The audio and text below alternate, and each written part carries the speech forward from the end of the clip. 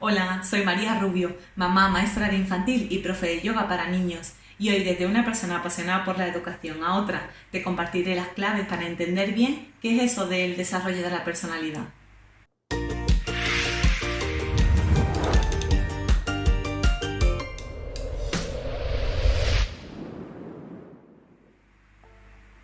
El desarrollo de la personalidad no es más que un proceso vital por el que pasan todos los individuos y donde se establecen las bases y las directrices que conforman en la evolución en los rasgos de la personalidad, la adquisición de valores y de formas de comportamiento.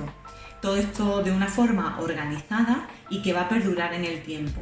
¿Para qué nos va a servir? Pues nos servirá a cada individuo como referencia a la hora de relacionarnos en un futuro con el ambiente natural, con otras personas o incluso con nosotros mismos.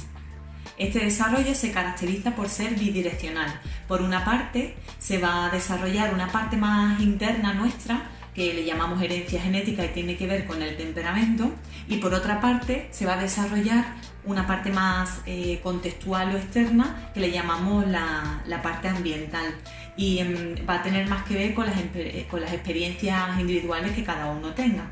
Por una parte encontramos en la carga genética el temperamento. Esto lo podemos definir como una disposición emocional y motivacional intrínseca e innata de cada ser humano y que los motiva a realizar actos que tienen carácter primario. Vamos a incluir en el temperamento los distintos rasgos del temperamento. Estos rasgos podrán estar estancos en el tiempo y así se afianzarán, o si estamos en la primera parte de este desarrollo de la personalidad, podemos incluso trabajarlos para cambiarlos. Aquellos que no son del todo positivos, cambiarlos por otros que sean más sanos. En la otra rama de este desarrollo bidireccional encontramos la parte ambiental. Va a tener que ver con algunos factores que son comunes para algunas personas, como por ejemplo la cultura, y otros que van a ser mucho más individuales porque tienen que ver con las experiencias vitales de cada persona. Así que resumiendo, la personalidad es un desarrollo bidireccional, una parte genética que tiene que ver con el temperamento y otra parte ambiental que tiene que ver con la cultura o con el espacio en el que vivimos y con las experiencias individuales de cada uno. Una vez visto todo esto, creo que es fácil imaginar que el desarrollo de la personalidad es un proceso vital. ¿Por qué? Pues porque va a conformarse con todas las experiencias significativas que cada individuo va a ir teniendo y que va a ir complejizando este proceso. Entonces, empieza en la edad más temprana, pero no termina hasta el final de nuestros días. ¿Y cómo se produce este desarrollo de la personalidad en los más pequeños? Pues es importante que tengamos en cuenta que aparte de este proceso de desarrollo bidireccional, se basa la personalidad en tres pilares, es decir, se va a construir sobre tres pilares. El primero es el tipo de vínculos de apego que tengamos con las personas. El segundo es el desarrollo emocional y el tercero es el propio temperamento, es decir, qué rasgos van a ser los que al final van a estar conformando nuestra personalidad. De estos tres pilares de los que te acabo de hablar, el más importante en los primeros años es la formación de vínculos de apego.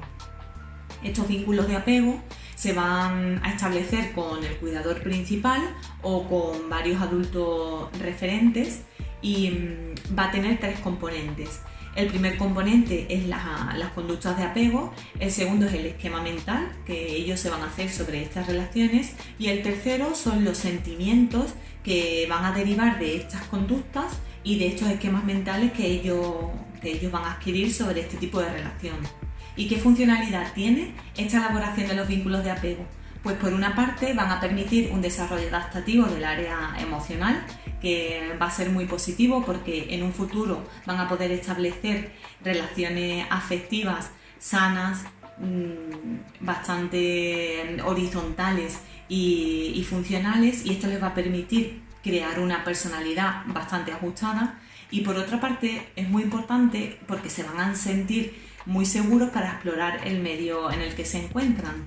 Van a dar entonces respuesta a una necesidad intrínseca con la que sabéis que ellos nacen y van a hacer esto también que conformen su carácter y parte de su personalidad dependiendo de si se sienten o no capaces de llevar a cabo ciertas acciones.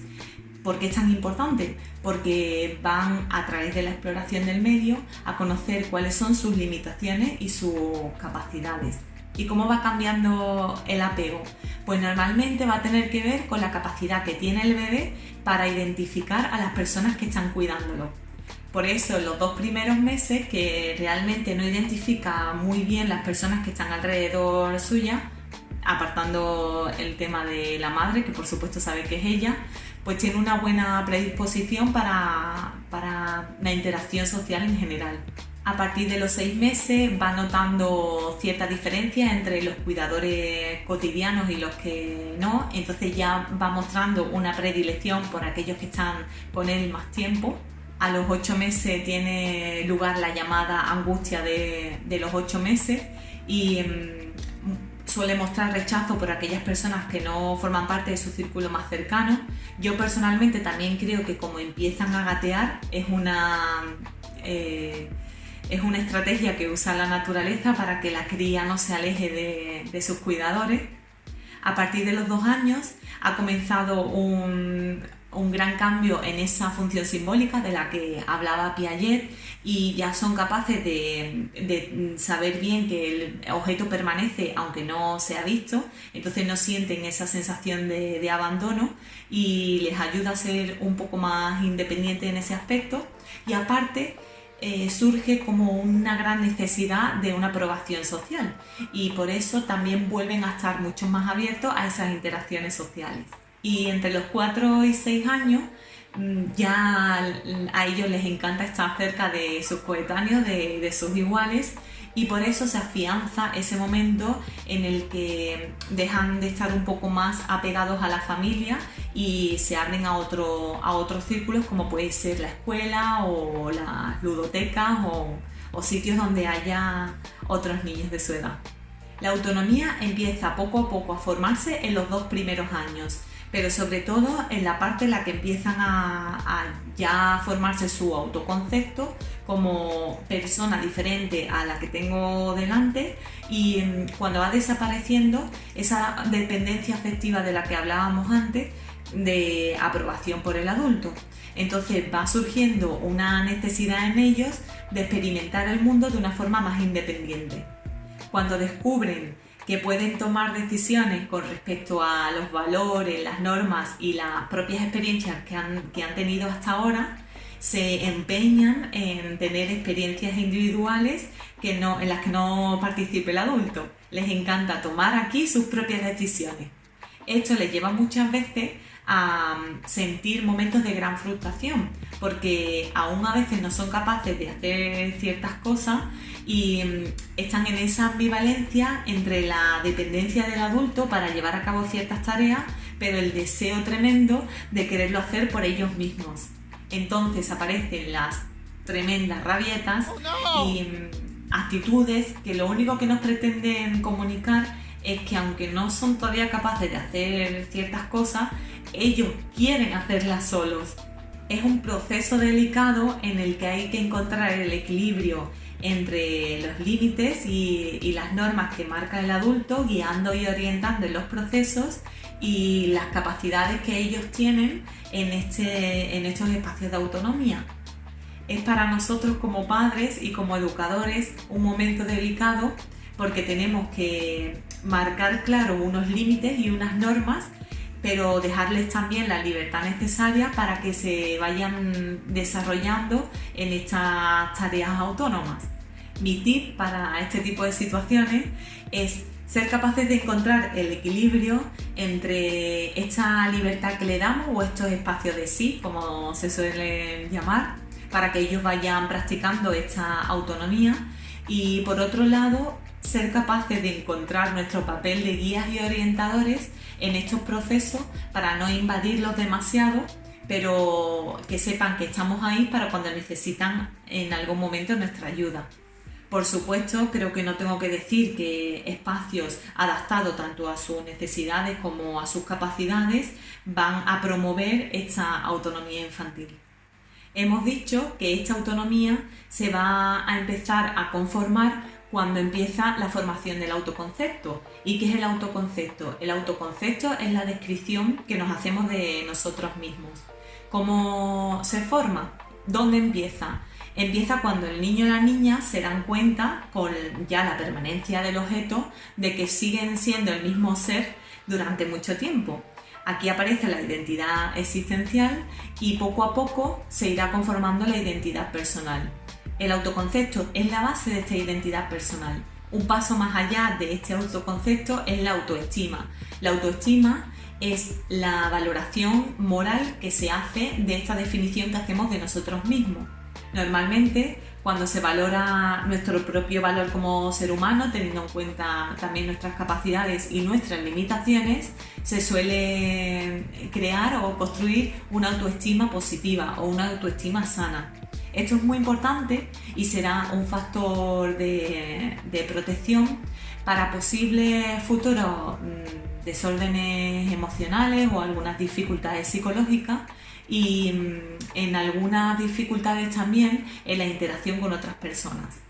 Es muy importante también que haya un buen nivel entre el yo ideal y el yo real para que la autoestima esté bien ajustada. Es bastante importante en la construcción de la autoestima la valoración que se tenga de los demás.